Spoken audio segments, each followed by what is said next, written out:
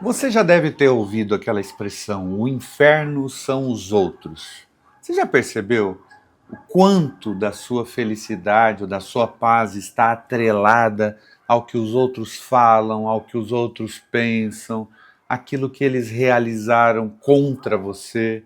É muito comum lidar com pessoas que dizem exatamente isso. Olha, se não fosse a minha mãe narcisista, eu seria muito mais feliz.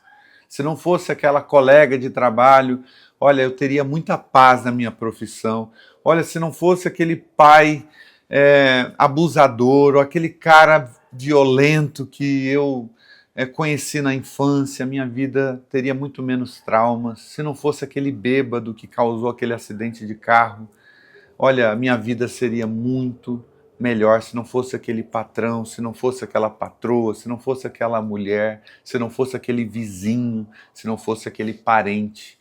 Em geral, a gente atribui o motivo da nossa infelicidade, da nossa falta de paz aos outros. Sempre a gente faz isso. Agora, pense comigo uma coisa. Por que os outros têm esse poder de tirar a nossa paz? Será que isso é inerente? Será que isso faz parte da essência da vida? É inescapável? Será que é impossível se blindar disso? Primeiro, a gente tem que reconhecer que vivemos em sociedade. E em sociedade a gente partilha da personalidade uns dos outros, a gente partilha do estado de espírito de uns dos outros. Se você não está bem e você chega num determinado lugar, de alguma maneira esse ambiente ele vai baixar a frequência, né? Ao mesmo tempo, se você está num lugar onde tem muita gente triste e chega uma pessoa feliz, ela tem essa carga positiva com ela, também pode influenciar emocionalmente, enfim, de muitas formas, né? Eu já ouvi expressões do tipo, nossa, que ambiente carregado, né? E depois você descobre que teve briga ali. Então veja como é interessante, a gente de alguma maneira se influencia mutuamente. Então a gente precisa reconhecer isso, que nós vivemos em sociedade. Se eu estivesse vivendo num bairro barulhento, por exemplo, isso me incomodaria bastante. E tiraria, sim, um pouco da minha qualidade de vida. Enfim, nós nos influenciamos. Agora veja, reconhecer essa influência mútua que a gente exerce e recebe na sociedade não é justificativa para a gente dizer que o motivo da nossa vida estar numa direção ruim é por causa dessa influência. Porque se tem uma área que pode ser preservada, que pode viver de maneira livre, se tem uma dimensão existencial que nós temos o poder e o controle, quando a gente assim o quer exercer, né? De realmente preservar a nossa paz nessa dimensão, nessa área, tem a ver com o acesso ou não que a gente dá às pessoas de atingir o nosso coração, a nossa mente, enfim, as nossas emoções. Então veja, eu não estou falando que isso é fácil, eu não estou dizendo que isso acontece da noite para o dia.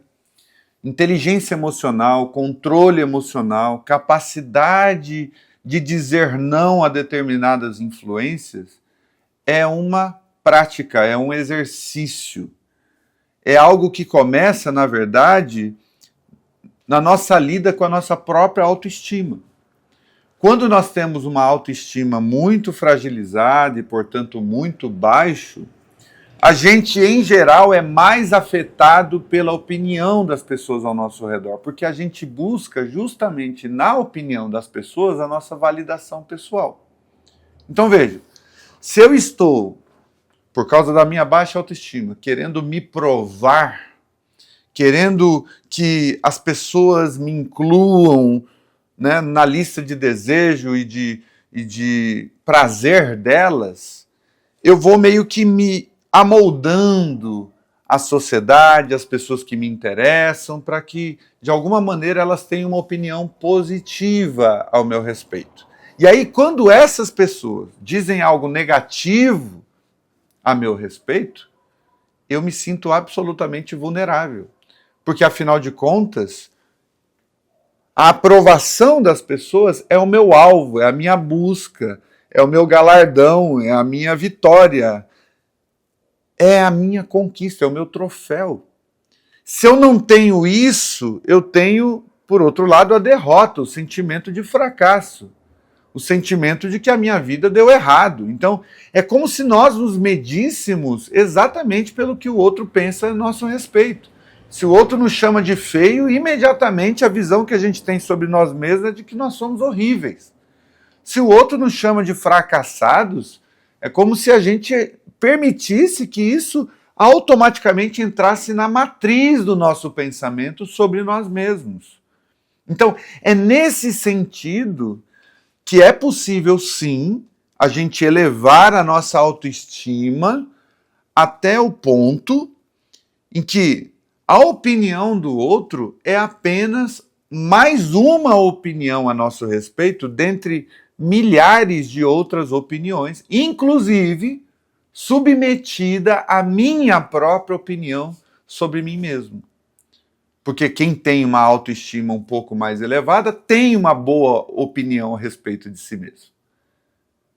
Quem tem uma boa autoestima sabe conviver com as próprias diferenças, sabe se pacificar diante dos seus próprios erros, sabe e entende que não é um super-herói, não é um super-homem, não é uma pessoa que sabe tudo, que faz sempre coisas positivas. É uma pessoa que tem uma opinião equilibrada a respeito de si mesmo. Então, quando o outro apresenta uma opinião negativa, ok.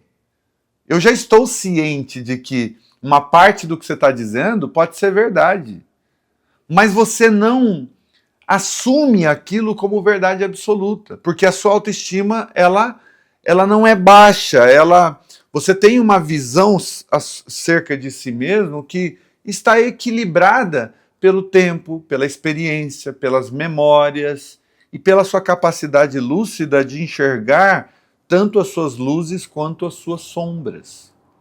Então, se você é uma pessoa que tem uma autoestima muito, muito, muito, muito baixa e depende da aprovação dos outros, você vai ser infinitamente mais influenciável de acordo com a maré. De repente, a sua vida não está andando como a sua mãe achava que tinha que andar. E aí a opinião da sua mãe, que é o núcleo mais básico da autoestima humana, né?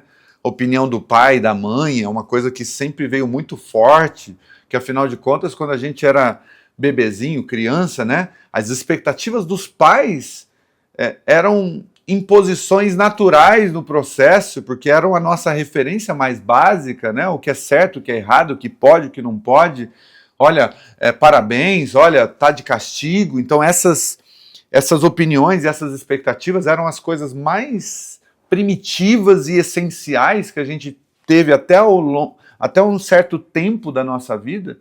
Então veja, se a nossa vida não está indo bem, segundo as expectativas dos nossos pais, e eles expõem, de repente, essa insatisfação, essa quebra de expectativa, você vai precisar ter muita lucidez para enxergar, beleza, essa é a opinião deles, eu considero, eu valorizo, mas eu sou um homem adulto, eu também já penso por conta própria, eu também tenho as minhas próprias avaliações, eu me conheço o suficiente para saber que uma parte do que eles estão dizendo pode ser verdade, mas uma parte também do que eles estão dizendo é fruto dessa frustração que eles sofreram.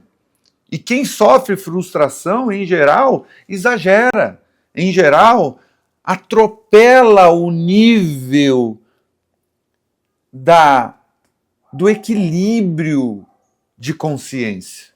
Pessoas frustradas normalmente amplificam o tamanho da dor e da frustração. Em geral, quando uma pessoa está magoada, quando uma pessoa está com ranço de alguém, quando uma pessoa está com birra com alguém, ela vai pegar as coisas negativas e vai dar uma escala para esse negócio gigantesca. E se você se submeter a essa visão distorcida, você adoece. E você vai viver numa experiência de vida cheia de altos e baixos, porque você é elogiado, você se sente o tal, você é criticado, você se sente lá embaixo. E aí você não tem uma visão sobre si. A sua visão é pautada pelos outros, entende? Por isso, o que chega a nós é passivo de crítica.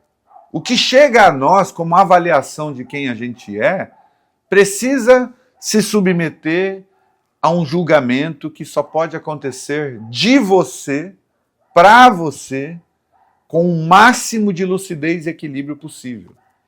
É desse jeito que você vai construindo um caminho de pacificação.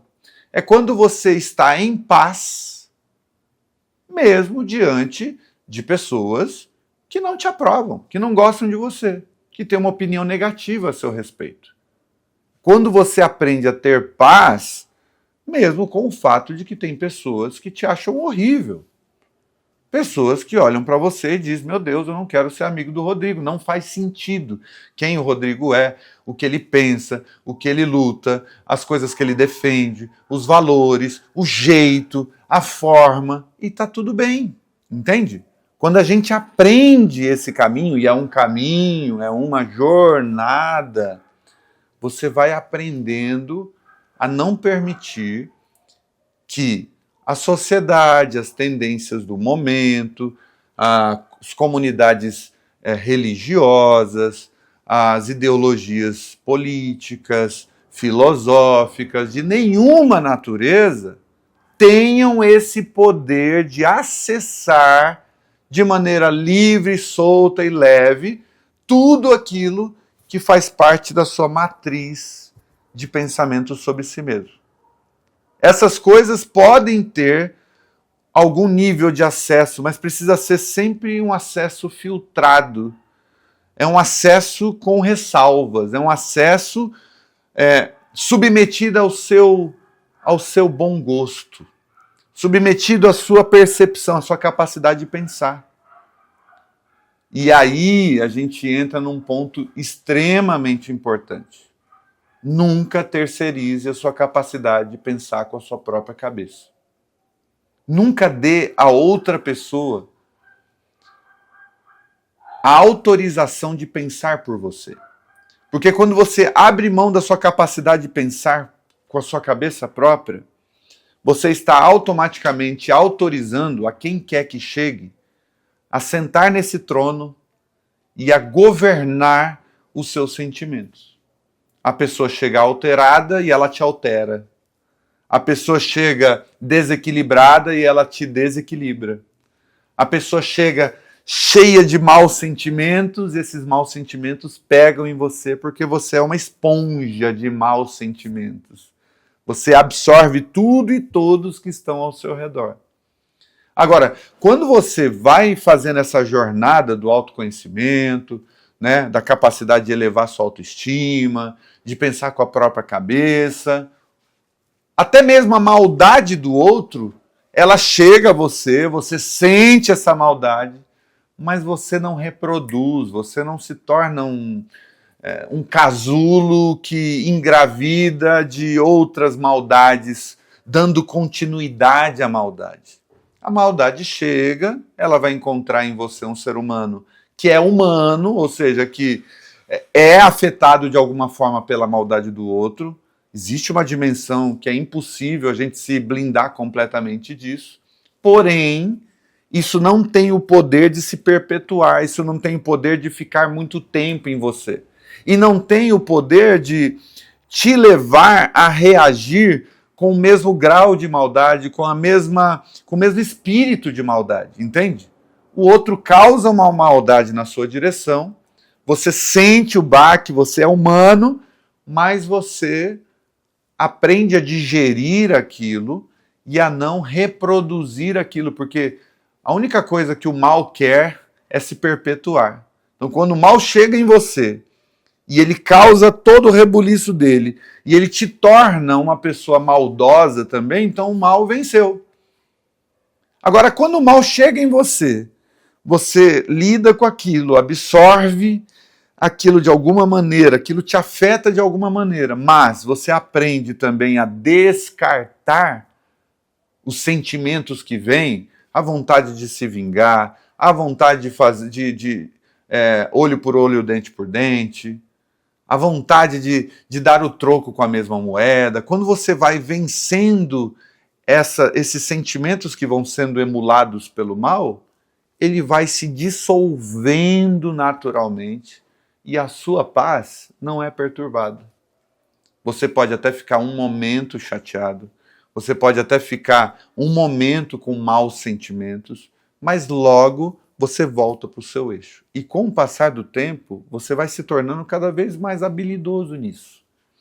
Isso não é sinal de superioridade, isso não é sinal de que você já alcançou o máximo do patamar da inteligência emocional, não. É apenas um exercício que, no final das contas, beneficia você, primeiramente, porque o maior beneficiado pela inteligência emocional é você mesmo, porque você não fica ansioso, você não entra na mesma lógica maldosa, você não perde a sua paz, e ao mesmo tempo isso é bom para a sociedade, porque muitos males são evitados quando uma das partes envolvidas no processo decide pela bandeira da paz, decide jogar as armas no chão, decide não revidar o mal com o mal. A própria sociedade ganha com isso. Muitas discussões não são levadas adiante, muita violência é abortada por causa de posturas assim.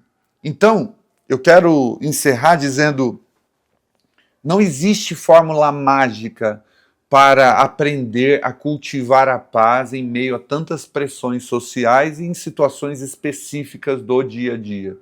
O que a gente precisa aprender é o que é que vale a pena levar adiante comigo? O que é que vale a pena carregar nos meus pensamentos por bastante tempo? Ao que eu devo me apegar e o que eu tenho que descartar? Quando a gente vai fazendo essas reflexões e vai aprendendo a fazer essa seletividade em nós, aí a gente vai encontrando pouco a pouco esse caminho de paz. Não é fácil, não é da noite para o dia, é uma jornada, e é uma jornada que leva anos. A passagem do tempo também ajuda, porque quando a gente é jovem, a gente é muito impulsivo, a gente é muito reativo, a gente quer resolver tudo para ontem, a gente quer provar o nosso valor. Então, a própria idade também vai nos ajudando a, calma aí, tá tudo bem, eu já vi essa situação antes, isso não é novo para mim. Então, a experiência com a idade, né, também vai nos ajudando a, opa, aqui eu coloco bastante energia, isso aqui eu não quero dar energia para isso, porque eu sei que isso aqui vai me maltratar, isso aqui vai me fazer mal. Então você vai aprendendo também onde você coloca a sua energia. Se você está precisando de ajuda para encontrar esse eixo e esse lugar de paz, se você se sente muito influenciado pelas outras pessoas, pelas outras pressões externas, você diz: Rodrigo, eu não gosto de mim, e principalmente quando outras pessoas também não gostam, você quer aprender a lidar com isso ou fazer essa jornada de autodescoberta, de autopacificação, a mentoria existencial foi criada para ajudar pessoas como você, tá bom? O link está aqui na descrição. E eu estou preparando uma jornada muito legal, que eu estou chamando de Epifania. Eu não posso dar muitos detalhes agora, porque ainda está em processo de desenvolvimento. Entra lá no lugaroriginal.com, você vai ver que tem uma seção que fala sobre Epifania.